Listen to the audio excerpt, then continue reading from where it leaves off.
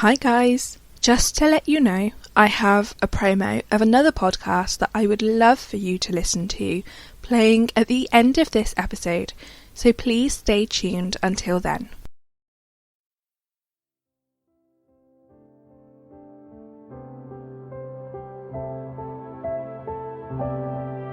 Hi M&Ms! Welcome back to another episode of Murder and More. As always, I am your host, Kira.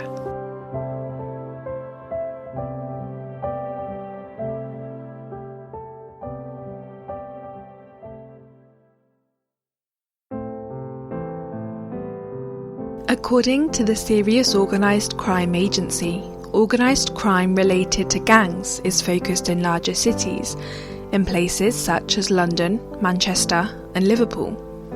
Gang-related organised crime can also be found across the West Midlands, the South Coast and generally in Northern England. The Serious Organised Crime Agency reported that London, Birmingham, Manchester and Liverpool have some of the highest rates of gang-related crime, with gangs accounting for 65% of all firearm murders in England and Wales. In Liverpool, street gangs have been around since the mid-19th century.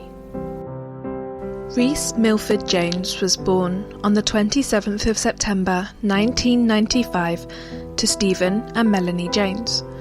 Rhys was the youngest of two, with a brother, Owen, who was 5 years older than him.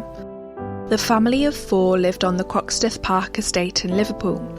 People felt safe in Croxteth Park. It was a real residential area, with a school, medical centre, some shops and a church located on the estate. Stephen and Melanie Jones had lived there a significant amount of time and had never had any concerns about the area. We've lived on that estate for 17 years. I've never felt unsafe. It's a lovely area that we live in. Obviously seeing groups of kids knocking around, but nothing more than what you do as a youngster yourself. By all accounts, Croxteth Park estate was a well-kept, private, close-knit estate. In August 2007, Rhys was just an ordinary 11-year-old boy who just finished Broad Square Primary School and was due to start Fazakerley High School in September. Rhys's former head teacher and neighbours of the family report Rhys as being a friendly and popular boy who loved playing football. His father described him as the outdoors type, enjoying being anywhere but in the house, and recalled that he considered himself a bit of a joker, always trying to make people laugh. His mum recalled in a later interview that even though Rhys was nearly 12, he still loved being tucked up into bed at night and just had endless amounts of energy. Rhys was a very happy and energetic little boy. He's also very funny and just a really outgoing little boy. He's one of those lads that you couldn't be mad at for very long.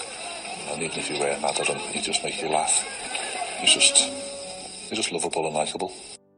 Rhys was blessed with a loving, encouraging, supporting family. His dad, Stephen, worked nights, so the family didn't get to spend much time with him during the week, which just made the weekends together as a family even more special. Rhys was extremely passionate about football and was an immensely talented player for the Fir Tree Boys Football Club. The 22nd of August 2007 was an ordinary, warm, sunny day. The summer holidays were nearly over and children who were preparing to go back to school were making the most of the last few weeks of freedom and sunshine. Rhys had football practice once a week and played a match every weekend.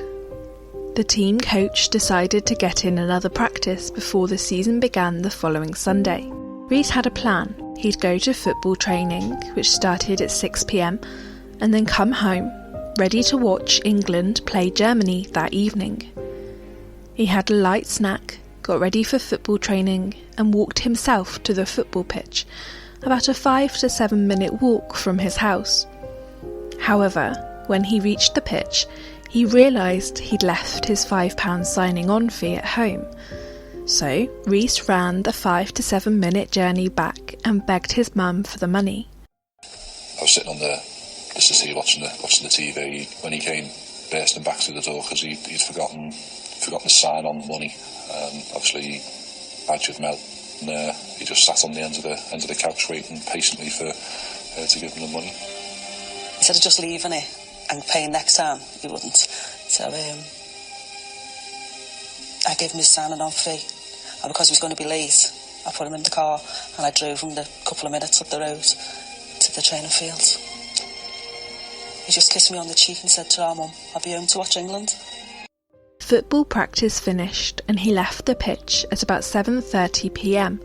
and began the walk back home unattended. Rhys's football coach offered him a lift home several times, but Rhys insisted on walking it alone. Little did Rhys know, however, that this would be his last ever walk home, and that if he'd have taken his coach's offer of a lift home, this story would have ended so much differently. He'd walked it alone countless times before, to and from football practice. Why should this time be any different?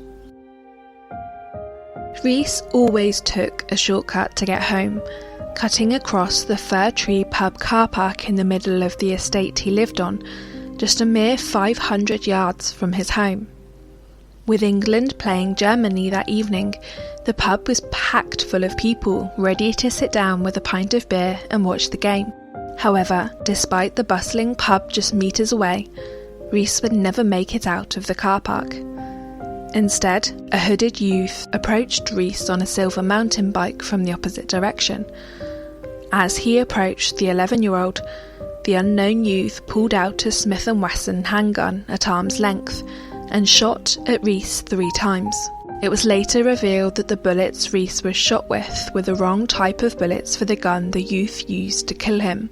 It was initially believed that one of the bullets hit Rhys in the neck.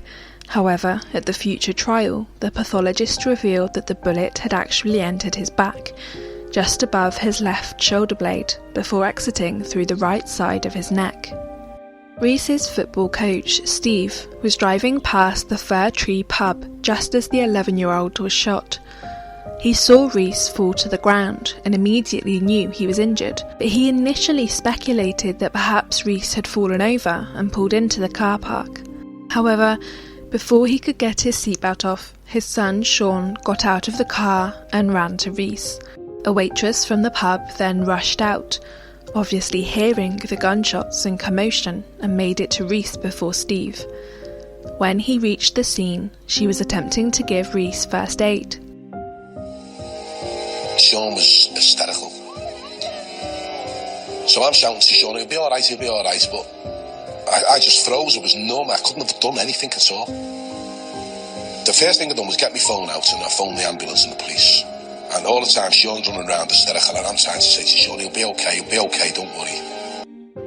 After Steve frantically phoned 999, he then made every effort to find Rhys's home address to inform his parents. He phoned the team's coach, Tony Edge, and instructed him to get to Rhys's house as soon as possible. Bewildered and distressed by the news, Tony ran to the address. Well, I was just sitting on the settee watching the telly and there was a knock at the door.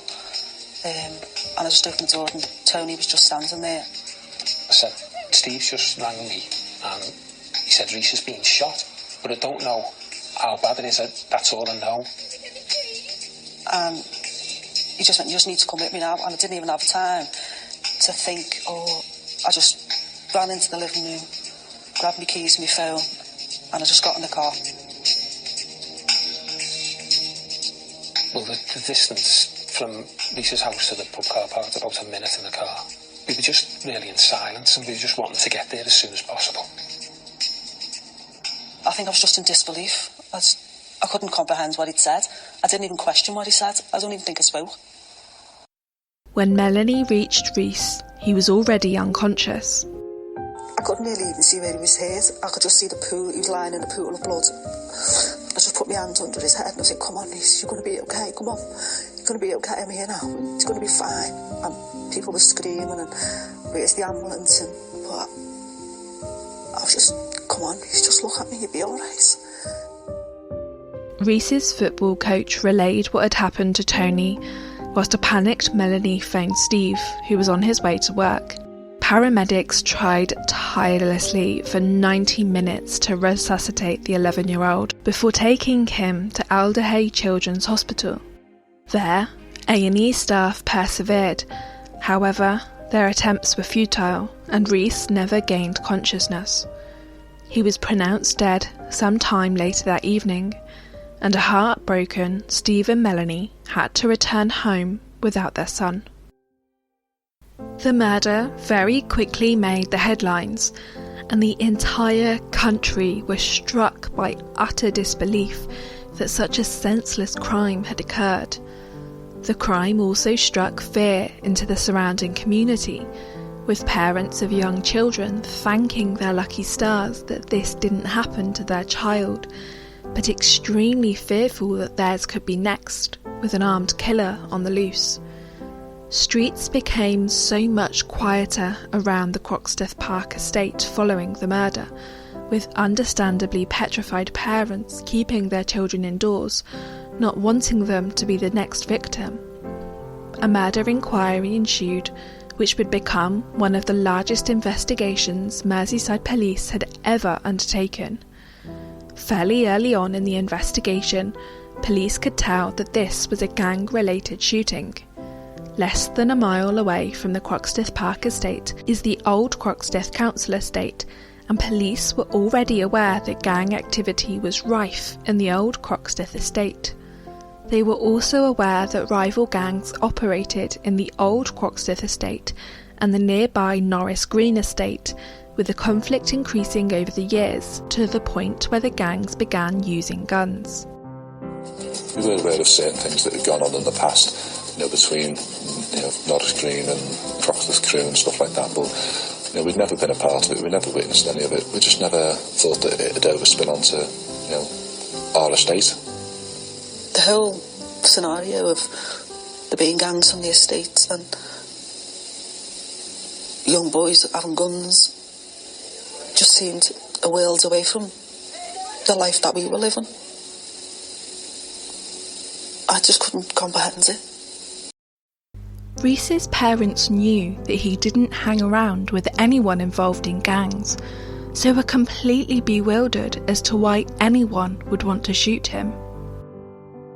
On the 23rd of August 2007, just the day after their baby was killed, Rhys's parents made an emotional public appeal, begging for any information that would lead police to the person that denied Rhys a future. Someone knows who's done it, and I know people must be frightened, but they've got to think that they can't leave this killer out there. It could be their son, could be their brother next time, because it'll happen again. If he's not caught, it'll happen again. Witnesses quickly came forward and told police that they saw a teenage boy riding a bike in the car park at the time Rhys was shot. Even though plenty of people saw the gunman, no one was able to identify them. It was now down to police to figure out which gang or gangs were involved in this crime and get justice for Rhys and his family. They obtained the CCTV from the pub, which showed the killer on his bike. However, the youth was hooded, so it was impossible to identify him from these images. Police were starting to piece together a story, however, from details provided by witnesses and the CCTV. And that story proved a tale that's been around for centuries. Rhys was quite simply in the wrong place at the wrong time. You see, it quickly became apparent that Rhys wasn't the intended victim. Of course he wasn't. Who has the motive to kill an 11-year-old boy? Instead, the intended target was Wayne Brady, a leading member of the rival gang based in Norris Green. At the time, Wayne was on his bike across the opposite side of the car park to the shooter. The 3 shots were meant for him. The first bullet was shot in their direction, and Wayne quickly sped off, and the last 2 shots were shot as the boys were moving. Unfortunately, Rhys was in the middle of the car park at the time this occurred, and one of the bullets unintentionally struck him in the back. The shooter then rode off on his bike as quickly as he'd appeared in the car park and made his way to the old Croxteth estate. In the very early days of the investigation, police already had a suspect. Social media had been rife with speculation about the potential killer, and one teenager's name popped up time and time again, 16-year-old Sean Mercer. Unsurprisingly, Sean Mercer was already well known to police. Mercer had a number of previous convictions, only a small amount for relatively minor crime. There was an outgoing force against him at the time, but he was well known to the local police as being one of the youths who caused trouble, and he was related to the Croxteth crew. Over the few days after Rhys's death, police received plenty of information that pointed Sean as the killer. On the 25th of August, just 3 days after Rhys was gunned down in broad daylight, police arrested 4 teenagers aged between 15 and 19 in relation to the murder. These teens were named as 16-year-old Sean Mercer, 16-year-old Dean Kelly, and 19-year-old James Yates. The 15-year-old wasn't named due to his age. As police believed that Sean was the gunman, they put him in an identification parade, and 5 witnesses were asked to observe the parade. Unfortunately, none of the witnesses were able to identify Sean as the killer. When Sean was initially questioned, he gave a prepared statement via his lawyer. This stated that at the time of the shooting, Sean was elsewhere with Dean Kelly and another friend. He also informed police in this statement that the 2 bikes they recovered from his house on the morning he was arrested were the only bikes he owned. However, neither bike matched the bike the gunman was riding. Members of the Croxteth crew gang vouched for Sean, with Dean Kelly providing an alibi for Sean for the shooting. Even though police were fairly confident that Sean was their killer, they had no evidence against him. The witnesses failed to identify Sean in the parade. They didn't have the bike or murder weapon, meaning they had no other choice but to release Sean, Dean, and James. Not only were police fairly confident, but it was widely discussed on the streets and on social media that Sean Mercer was in fact the gunman. Rhys's funeral was held on the 6th of September 2007 at Liverpool's Anglican Cathedral, where thousands of mourners attended to pay their respects and say goodbye to the popular, fun-loving and much-loved 11-year-old boy. Meanwhile, police were working tirelessly to locate the murder weapon and the bike in an attempt to link Sean Mercer with the crime. Willing to try anything to identify the killer, police acquired Sean's phone records and found that just before Rhys's murder, 2 phone calls were placed to Sean, one occurring at about 6:40 p.m. Police believed these calls were to inform Sean that the intended victim or victims were in the area. It was later learned that the person who placed this phone call was 24-year-old Malvin Coy. The second phone call was placed by 24-year-old Gary Kays at about 7:10, also alerting him to the fact that members of a rival gang were in the area near the pub car park. They then used Sean's phone records and CCTV from around the area in an attempt to establish a timeline. This revealed that Sean left on his bike at around 6 p.m. and rode to the old Croxteth estate, where several CCTV cameras captured him. They then believe Sean stopped at James Yates's girlfriend's house and that this is where he acquired the gun he would later use.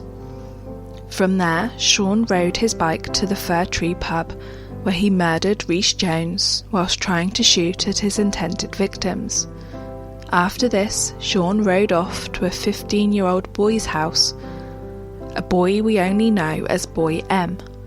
Police believe he rode here because Boy M's house was the closest associate of the gang to the scene of the shooting, but also because he knew Boy M was only 15 and he could assert control over him.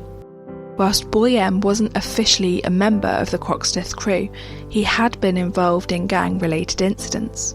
At Boy M's house, police know Sean phoned several friends and they believe that together, the several members of the gang concocted a plan in order to dispose of the gun, the bike, and the clothes he was wearing at the time. James Yates was in attendance at Boy M's house that evening, along with 16-year-old Nathan Quinn. In order to carry out the plan, Sean, James and Nathan drove Malvin's Ford Galaxy just under 2 miles away to an industrial estate where they would dispose of the items used in the shooting. In a lock-up garage Malvin Coy owned, Sean burned his car and cleaned himself thoroughly to get rid of any gunshot residue. Police were able to identify this taking place via CCTV on the industrial estate, which placed Malvin's Ford Galaxy there not long after the murder. As a result of the CCTV, police were able to get and carry out a search warrant. However, all they found in the lock-up garage were 3 empty petrol cans. Now that police knew Sean's movements on the evening of the 22nd, they now needed to establish where the murder weapon had been disposed of. As a result of intelligence that we've received, a search warrant was executed at the home address of Boy X.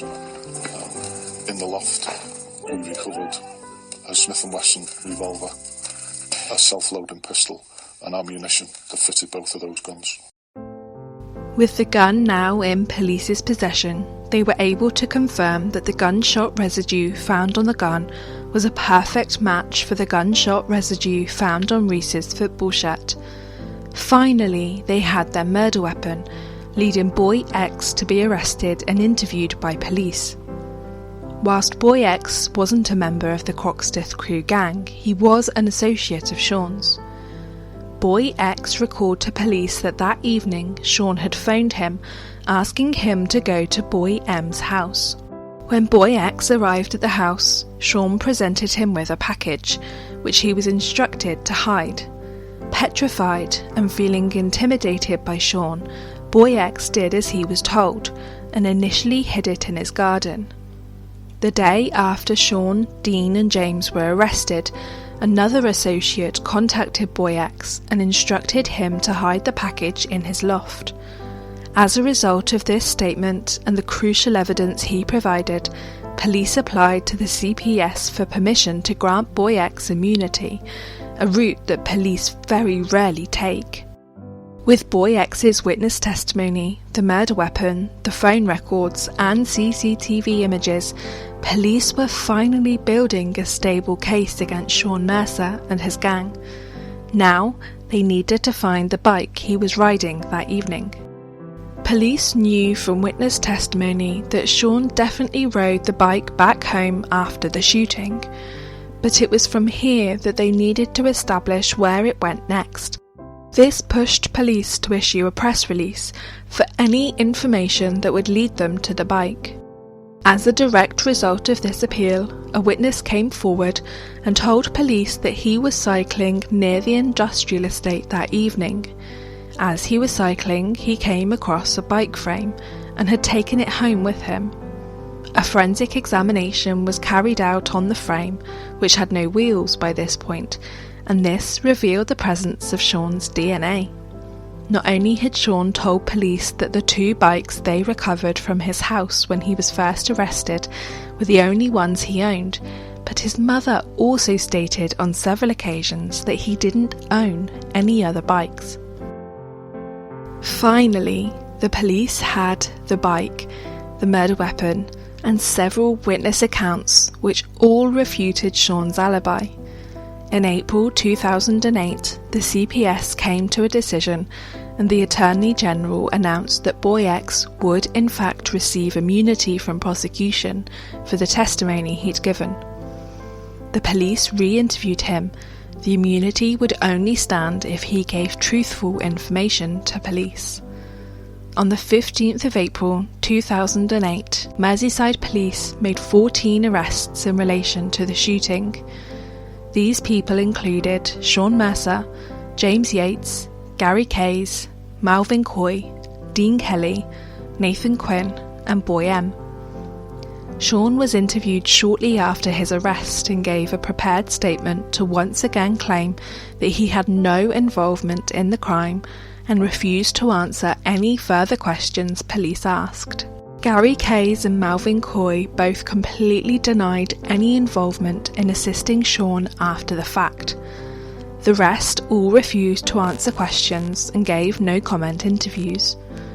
Alongside the 14 youths arrested, Janet Mercer, Sean's mother, was also arrested for obstruction of justice. James Yates's parents, Marie and Frank, were also arrested as they destroyed a SIM card James was using at the time to contact Sean. Subsequently, Sean Mercer was charged with the murder of 11-year-old Rhys Jones, and the rest were charged with assisting an offender, specifically assisting Sean disposing of the evidence. On the 2nd of October 2008, the trial began at Liverpool Crown Court, where Sean Mercer pleaded not guilty to the charge of murder. And it was an 11-week trial, and it was a terrible ordeal for us to go through and to listen to, and you're scared to let your emotions out, because you think if you do, you're never going to stop crying, you're never going to pull yourself together again. Frequently throughout the trial, Sean and the 6 associates with him in the dock were witnessed laughing and paying no attention to the trial. It was clear to everyone that they had no regard or remorse for the heinous crime that they had committed. And I think it's fair to say that the behaviour of Sean Mercer and all those people in the dock with him at that time was poor, to say the least. This was all done in front of Rhys's mum and dad as well. I think that is unforgivable, but I also think it actually shows the type of people that we're dealing with here. The trial came to an end on the 16th of December 2008, when the jury found Sean Mercer guilty of the murder of Rhys Jones, and he was sentenced to 22 years in prison.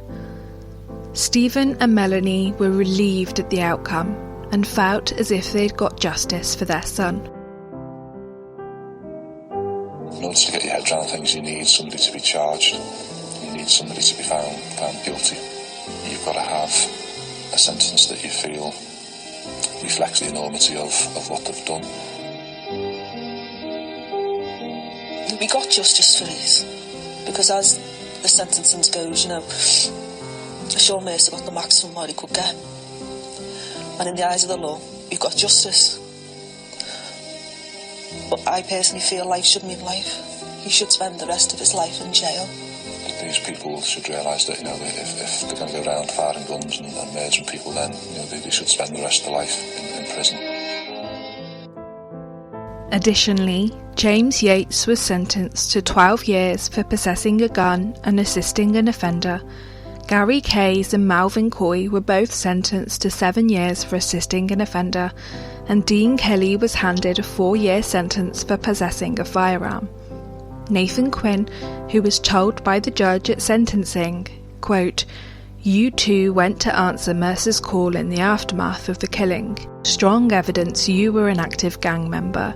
You continue to deny the offences in the face of the evidence and the jury's verdict. It is folly you are in denial. Your aggression levels are clearly high. You have 9 proven adjudications against you in prison, 6 of them for fighting or assault. There is at least some chance you will learn from your experiences here," end quote. Received a 2-year sentence for assisting an offender, and Boy M was given a 2-year supervision order and 4-month curfew. Janet Mercer received a 3-year sentence for assisting an offender.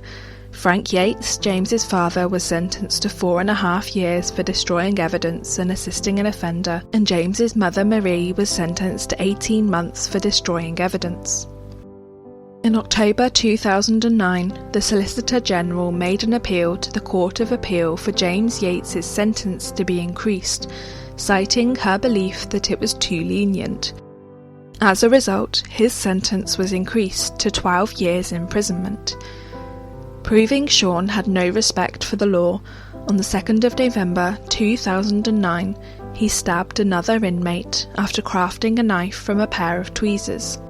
As of December 2019, Sean had served half of his 22-year sentence, and the earliest he will be eligible for parole will be in 2030, when he will be 40 years old.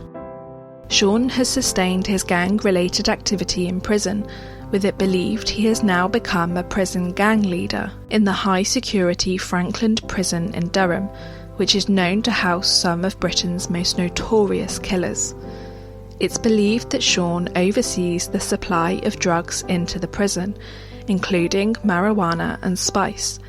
He's also reported to oversee the distribution of alcohol and mobile phones in prison. As a result of Sean's continued gang and drug activity in prison, he was moved from Frankland to Dovegate. However, he was moved back to Frankland just months later after he was caught with an iPhone in his cell. In 2012, James Yates was moved to an open prison where he served the remaining 2 years of his sentence before being placed on a day release programme. He was released from prison in 2015 after serving 5 years of his sentence, with the condition that he must not visit the area where Rhys was murdered. Not long after he was released, however, James applied to the Ministry of Defence for the exclusion zone to be temporarily lifted so he could visit a family member in the area, not far from Rhys's parents' home. Melanie recalls this, quote, "Getting the letter was terrible enough, but to get it 24 hours before such an emotional occasion, Mother's Day, was awful. I'm so upset. I've barely got words to describe how angry I am. I had to come home from work as it was so emotional. How can they be allowed to apply for drop in the exclusion zone? This is the 3rd time this has happened now. The whole system is a farce." End quote. This wasn't the first time an application by a member of the gang had been placed to enter the exclusion zone. In 2014, Melvin Coy was granted access to the area to visit a sick relative. At the end of 2019, Merseyside Police confirmed that James Yates had been recalled back to prison for breaching his licence conditions. Melvin Coy was released on licence in 2011, however was recalled back to prison in 2015 after handling a stolen car that was fitted with a tracking device by police. He was jailed for 12 months for this offence. From behind bars, Gary Kays was able to father a child with his girlfriend and was granted leave to rush to the hospital when she gave birth. Just a few days after his second child, a baby boy, was born, Gary was released on licence. However, his freedom didn't last long, as he was rearrested in 2013 after police raided his home whilst investigating a huge drugs operation. When the judge sentenced Gary to 3 years and 5 months for conspiring to supply Class A drugs, Mr. Justice Irwin told him, quote, "You have no discipline, no training, no honour. You do not command respect. You may think you do, but that is because you cannot tell the difference between respect and fear." End quote. At sentencing, Judge Irwin told Dean Kelly, quote, "Clearly, under instruction from Mercer, you moved the murder weapon from the dog kennel and hid it in the loft. No doubt you knew all along what had gone on and lent your help with that knowledge. By Sunday 26th, the killing was all over the estate and the country. In the middle of that outcry, you moved the weapon. You are at significant risk of reoffending and causing harm to the public." End quote. Dean served just 15 months of his 4-year sentence due to the time he'd already spent on remand before the trial. However, it would be less than a year before Dean was back behind bars for breaching the terms of his parole. Dean was subsequently arrested while speeding away from police in a stolen car. During this high-speed chase, Dean crashed into a couple's car just seconds after their daughter climbed into the back seat. Dean was sentenced to 10 months for this offence. In April 2019, Dean, who was 27 at the time, was back in trouble with police, this time up in Scotland. East Lothian detectives accused Dean of having links to, quote, "acts of violence and intimidation, including the use of weapons," end quote, and accused him of, quote, county lines drug dealing, end quote. He was given an interim ASBO to prohibit him from entering East Lothian except for court appearances and to meet legal advisors. Boy M, who was 16 at the time of his arrest, has never been named, but is reported to have been diagnosed with ADHD and was allegedly beaten up by other members of the gang for grassing. Following the beating, Boy M became a recluse, and reports suggest that he did not leave the house for 2 years. Nathan Quinn was released from prison in June 2011, and as far as I can tell, he's the only member of the Croxteth Crew gang who hasn't returned to prison since his release. The Rhys Jones Memorial Fund was set up by his parents in Rhys's name to ensure his legacy lived on and his death wasn't in vain. The charity worked to raise money to build a community centre in the Croxteth Park estate. It's widely believed that gangs occur as a result of children not being kept occupied, which makes community centres a much needed facility to give teens an interest that doesn't involve violence. Steve and Rhys's football coach, Steve, ran a soccer competition every year for the Fir Tree Football Club, where Rhys used to play. Yearly, all the boys that used to play football with Rhys each week gathered together and just had fun during these competitions to keep Rhys's memory alive and raise money for the community centre at the same time.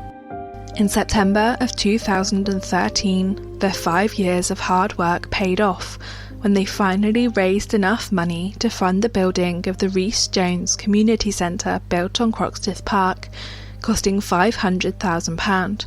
The Memorial Fund put up half the funds and Liverpool City Council matched that amount. The Rhys Jones Memorial Fund was dissolved in May 2018.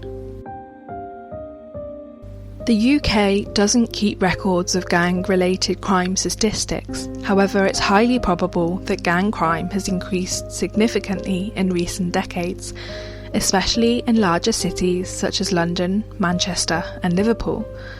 Typically, a gang member will criminally exploit a child into joining the gang.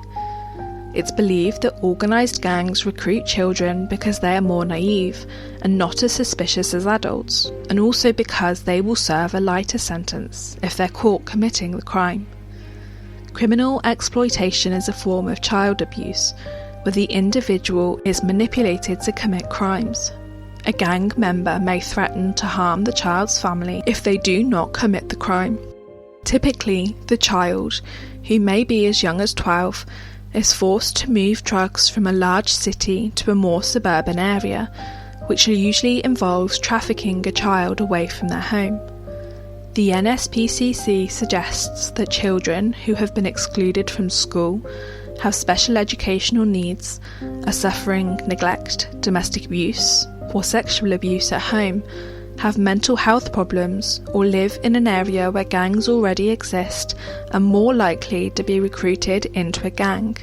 If you live in an area frequented by gangs, and your child begins exhibiting symptoms, such as frequently being absent from school, staying out late, or regularly going missing, being angry, aggressive, or violent, becoming isolated or withdrawn, or starting to make excessive calls or texts, it may be worth considering if the child is being groomed into joining a gang. If you believe a child is being criminally exploited into joining a gang, talk to them and make them aware of the danger that they are in, but also ensure they feel comfortable talking to you. You can also encourage them to participate in extracurricular activities, such as taking up a sport or a club, to remove them from the gang environment. For more information on criminal exploitation, the signs your child may be being groomed by a gang, and what to do if you are concerned, head over to the NSPCC website. You can also contact them on 0808 800 5000. If you are a child and believe you may be being exploited, please call Childline on 0800 11 11. Never be afraid to speak up. You may just be saving someone's life.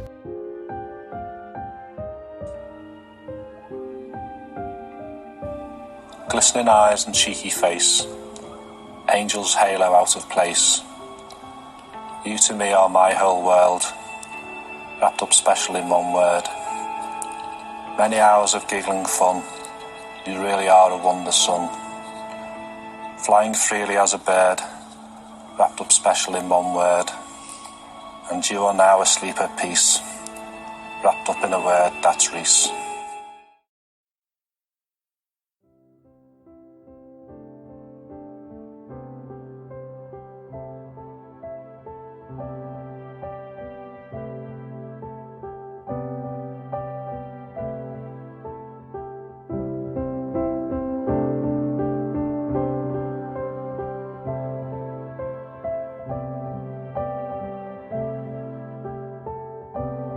Thank you for listening. Don't forget to head over to Apple Podcasts to leave a rating and review, and Patreon to consider becoming a patron of Murder and More. To interact with us, you can follow us on Twitter and Tumblr at Murder and More, Instagram at Murder and More Pod, and Facebook at Murder and More Podcast. To view the sources and pictures for this episode, head over to www.murderandmorepodcast.wordpress.com. Have a great week, and I'll see you all next week for another episode.